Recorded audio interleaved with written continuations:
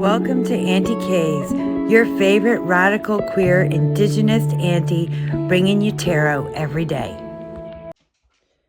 Hello and welcome to Aunty K's Tarot. Today is October 21st and we are 10 days until Halloween, and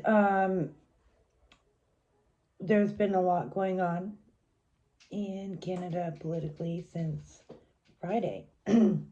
So there is an election in BC. It is still undecided, and at least 5 districts are so close they have to be recounted. Like 1% and less difference. Some of them less than 100 votes different, and it is the difference between the provincial NDP, which have been shifting well past the center towards the right, and the Conservatives, who've been kind of defunct in BC for a while because the Liberal Party, which at some point I think had a different name, were basically so far right they were conservatives, and although they would have done really well and possibly won, their leader threw in the towel earlier this fall, and so the Conservatives, it's a close call. You need 47 seats to win. The Conservatives have 45, the NDP have 46, and the Greens have 2. They'll side with the NDP to form a minority government if needed.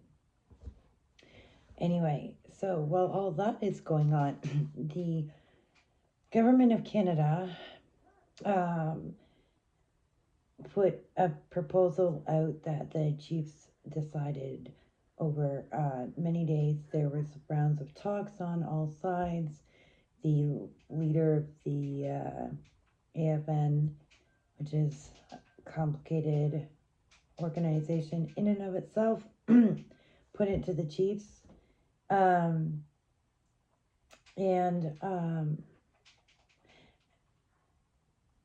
they turned it down. So here's the history. In 2007, Cindy Blackstock and the Child Caring Society take the Government of Canada to court for grossly underfunding Indigenous child welfare and mass removals of Indigenous children.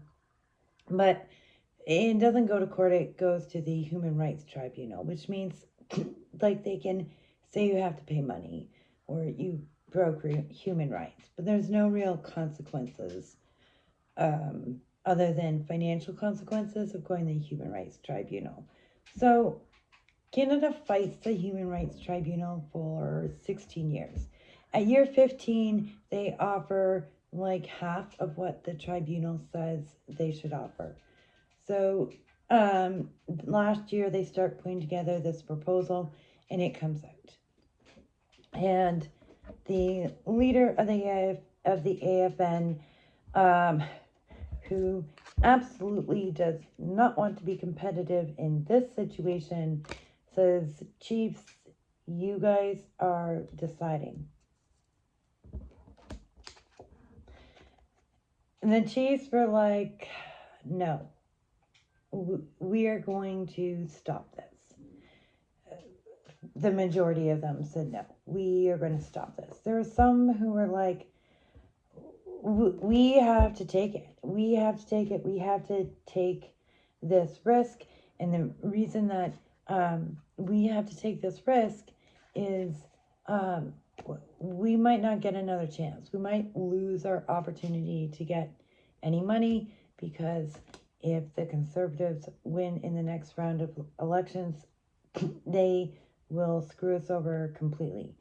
But the Chiefs saw this acceptance of the proposal as something that would lead to ongoing child removal. And they're correct in that for sure. It would lead to ongoing child removal. Sorry, when I do video for clients, the phone stays upright on the app, so I'm used to like filling up the space. So, it would. In Ontario, there are Indigenous child welfare agencies, and they tend to be filled with micro elite folks who come from elite families, and a lot are scoop survivors themselves who discovered their indigeneity and took an Indigenous child welfare course, or grew up knowing they were Indigenous and went to university and were like, I'm going to be a good social worker, and then get involved in Indigenous child welfare. But these people don't know what it means to be Indigenous. And I'm saying this as a scoop survivor, but one who took a different path and was like, I don't know how to be Indigenous, and who was told, unpack all your whiteness, and I did. But a lot of these people they're not. They're just interacting with people just like them, and they're being trained to be our next elders, because now access to elders has become professional. So these university students who grew up without their culture have access to all this stuff, but the regular people, they don't so much. So we just have like brown people who have been raised white taking children now. And one of the stopgap measures is that the chiefs are able to currently step in and say, no, this child's not being removed out of community. We're going to find another option. The agreement takes that ability away. And it takes funding away from communities and chiefs, and it puts it all in the hands of the new brown social workers who themselves have not been raised in community and have white worldviews about our communities when they look at them. That's the reality. So the chief said, no, this is not how we're proceeding. And I believe they made the right decision. The other aspect of the that they were really opposed to, that they said no to, was the other aspect of this deal meant there would be an Indigenous oversight committee made, but that Indigenous oversight committee would have no teeth, just the power to talk at the government, and we wouldn't be able to go through a human rights tribunal again, because we'd have our own oversight committee. So that's the other aspect that they said no to, rightfully, I believe. So that's how it's going to go.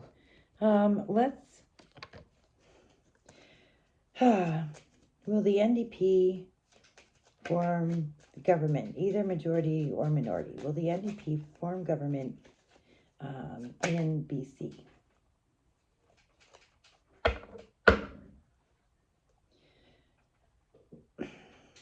Returns. The NDP will return to power of some sort in BC. So we'll find out sometime